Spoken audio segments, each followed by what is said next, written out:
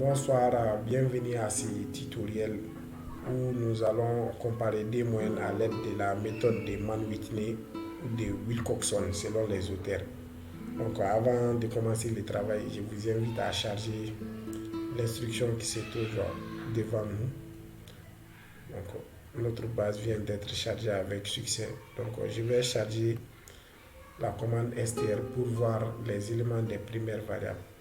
Donc, lorsque nous voulons comparer les grain yield selon les sowing date, donc il va forcément avoir besoin d'un test de significativité pour comparer les grain yield selon les deux sowing dates. Donc, à cet effet, je vais faire un test de normalité sur la variable quantitative qui est grain yield pour voir si ils suivent la loi normale. Donc, dans ce cas, je vais utiliser le test de Shapiro-Wilk. Donc, Shapiro.test permet de faire les tests de normalité. Donc, je clique sur Run. Donc, vous voyez, nous avons un p-value qui est très significatif et ça montre que notre variable grain yield ne suit pas la loi normale. Donc, lorsque ce genre de situation nous arrive dans les analyses, il y a une autre méthode alternative qui constitue celle de Wilcoxon. Donc, ces tests comparent les rangs, disons, pour détecter la significativité de la variable. Donc,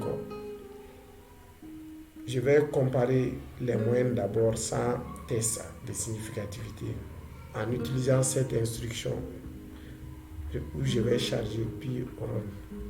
Donc vous voyez, selon les deux dates de semis, nous avons un premier grain yield qui est 1844 et le deuxième S2D de grain yield qui est 1528. Lorsque je vais appliquer un test de normalité, je vais taper l'instruction Wilcox.test.